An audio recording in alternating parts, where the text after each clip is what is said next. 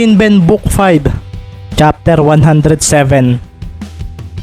4 na minuto na nga lang ang natitira sa ikalawang quarter.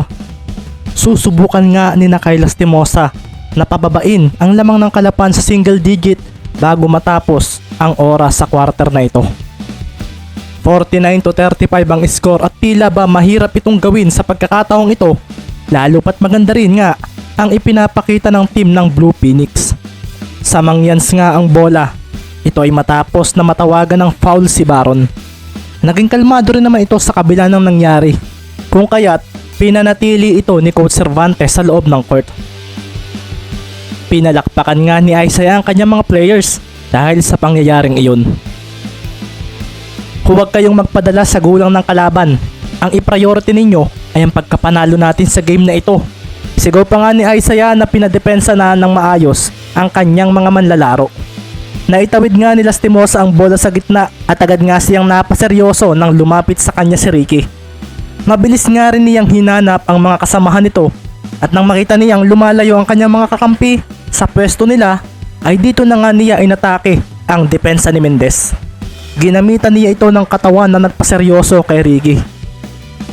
Hindi mo mapipigilan ang gagawin ko kung ganito ang pagsugod ko, sabi nga ni Kyle sa sarili.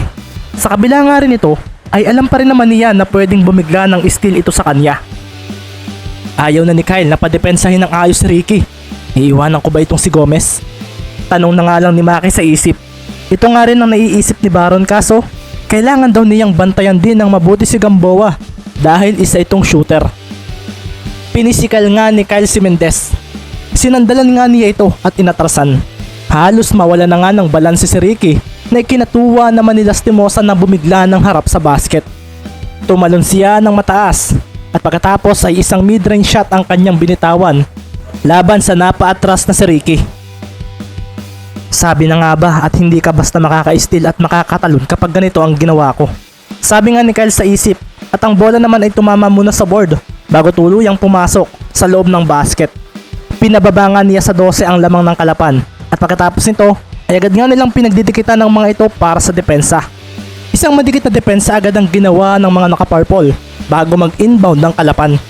Hinarangan nga agad ni Lastimosa si Mendez at dahil nga rito ay sandali ring napaseryoso si Magbuo dahil sa pagharang ni Rayos ng mabilis sa kanya.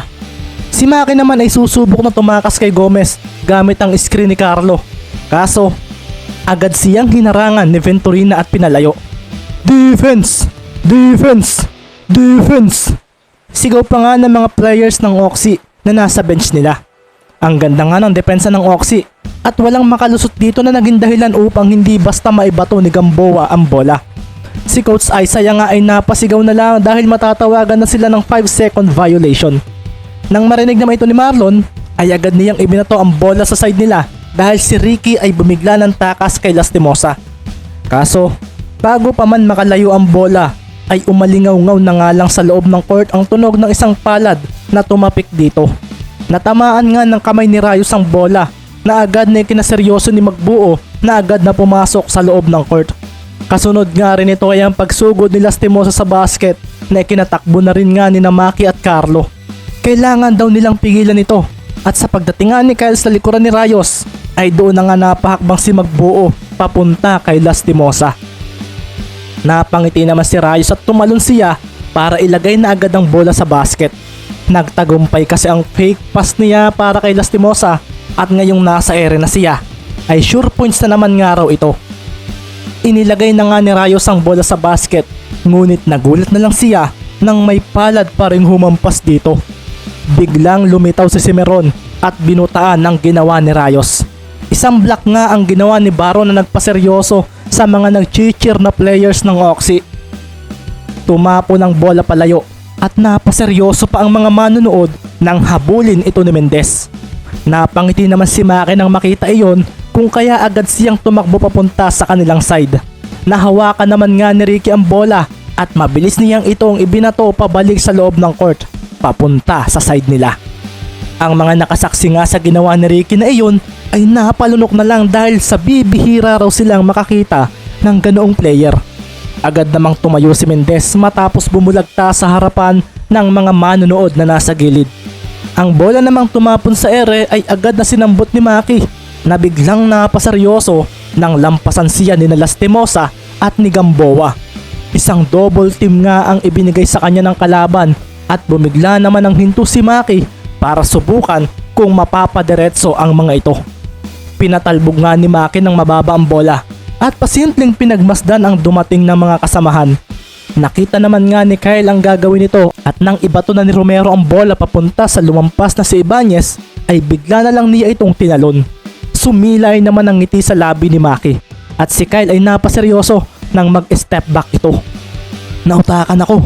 Sambit nga ni Kyle na sa paglapag ay siya namang pagtalo ni Romero. Pinakawalan nga ni Maki ang bola ngunit bigla ring lumitaw mula sa likuran niya si Rayos.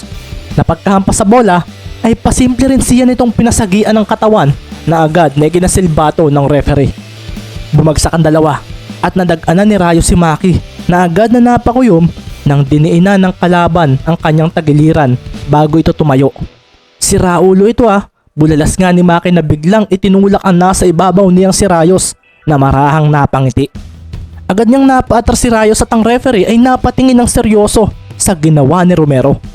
Agad namang tumakbo si Baron at Carlo kay Maki na pagkatayo ay makikitang inaangasan ng tingin si Rayos. Gago ka diniinan mo ng siko ang tagiliran ko. Bulalas nga ni Maki na hindi natutuwa sa nangyaring iyon. Dama pa rin nga niya na parang may masakit sa kanyang tagiliran. Anong sinasabi mo pre? Wala akong kontrol sa pagbagsak ko. Sabi naman ni Rayos na agad na makikitang hawak ni Gamboa at Gomez. Kalma lang Maki, huwag ka na magsalita. Alam naman naming nagsasabi ka ng totoo. Sabi nga ni Marlon kay Romero, maging siya nga ay sinisiko nito kanina pa at gusto na nga rin niyang patulan ito kaso hindi nga lang pwede. Bawian na lang natin sila sa laro, sabi naman ni Carlo. Si Maki nga ay sandali ring napatingin kay Kyle. Sabihan mo ang mga kakampi mo Kyle, mga maduduming maglaro. Sabi nga ni Romero at si Kyle naman ay tinapik siya sa balikat. Relax ka lang Maki, para naman bago sa iyo ang ganitong basketball Sambit nga ni Kyle na wala ngang pakialam sa gagawin ng kanyang mga kasamahan. Kakampi kasi niya ang mga ito. Kaya bakit daw siya kokontra sa gawain ng mga ito na hindi naman gumagawa ng gulo sa loob ng court. 3 free throws nga ang iginawad para kay Maki. Tila nga hindi rin maganda ang mood nito.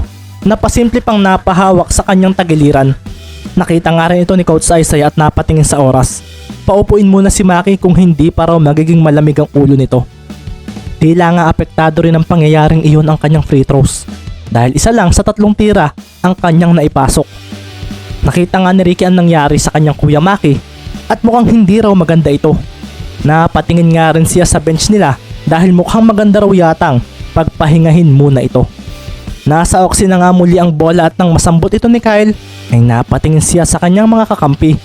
Alam niyang pangit ang ginagawang paraan ng mga ito kaso malaking bagay ito dahil isang tres na nga lang at magiging 10 na lang ang lamang ng kalapan. Pagdating nga niya sa kanilang side ay agad siyang napatingin kay Ricky. Dinikitan nga siya nito at dito na nga niya biglang ibinato ang bola kay Gamboa na mabilis namang hinarangan ni Cimeron. Maging si Ricky nga ay napahanda sa nangyaring iyon. Si Gamboa naman ay biglang tinalikuran si Cimeron na agad ding humanda. Isang false move nga ang ginawa ni Gamboa at nang sumimple siya ng siko ay bigla na lang siyang nawala ng kontrol sa kanyang kaliwang tuhod dahil may kung anong tumulak dito. Napangiti naman sina Martin at Larry sa bench ng Kalapan nang makita ang ginawa ni Baron kay Gamboa na ngayon ay nawala ng balanse. Sinamantala naman ito ni Baron na kinaseryoso ni Julius. Isang steal nga ang nagawa ni Cimeron at sa pag-abante niya ay bigla na lang siyang napaseryoso nang mawala sa harapan niya ang bola. Lumitaw nga si Lastimosa at si Baron ay napaseryoso nang makita ang nakakasindak nitong tingin. Nilampasan nga ni Lastimosa si Cimeron at sa pagdating naman ni Ricky ay bumigla siya ng talikod na sinundan niya ng isang biglaan ding pag-abante. Naiwanan si Ricky na hindi naman nagpatalo at ginamit nga niya ang kanyang speed. Kaso nabigla na lang din siya nang magbigay ng hindi inaasahang screen si Rayos na mukhang may masama rin sa kanyang balak. Lumangit-ngit nga ang sapatos ni Mendez sa sahig at binigla niya ng iwas si Rayos na napaseryoso rin sa nangyari. Kailangang maabutan ko si Sir Kyle. Bulalas nga ni Mendez sa sarili. Si Maki nga rin ay hinabol si Lastimosa kaso isang biglaang sidestep lang ang ginawa ni Lastimosa laban dito. Nilampasan nga rin niya si Romero. Hindi ka makakalusot. Bulalas naman ni Magbuo at sa paghinto ni Lastimosa ay dito na nga sumilay ang nakakatakot ng ngiti niya.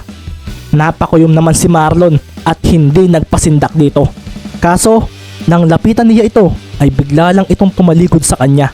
Gumalaw ang katawan nito at sa pagkaliwa niya ay napasabay naman si Magbuo. Umatras naman bigla si Lastimosa at mukhang tatalo na agad na hinakbangan ng isa ni Marlon na nabigla na lang din dahil may isa pa palang galaw ito. Umiwas ito sa kanya at biglang tumalon na bigla namang sinabayan ni Mendez na tumalon din bigla mula sa tabi ni Magbuo. Sige, pigilan mo ako, Ricky. Sabi nga ni Lastimosa na biglang tumalon ng mataas at hindi na nga siya nasabayan ni Mendez. Inilagay nga ni Kyle ang bola sa basket at doon na nga nagwala ang mga manonood dahil mukhang kakambak nga raw talagang Oxy kung pagmamasdan ang score. 50-39 ang score at si Kyle nga ay pasimple pang napatingin kay Ricky. Mabutit hindi ka sumabay. Basket counted pa sana. Pasaring naman ni Lastimosa na hindi na naman pinansin ni Ricky dahil hindi raw ito mahalaga.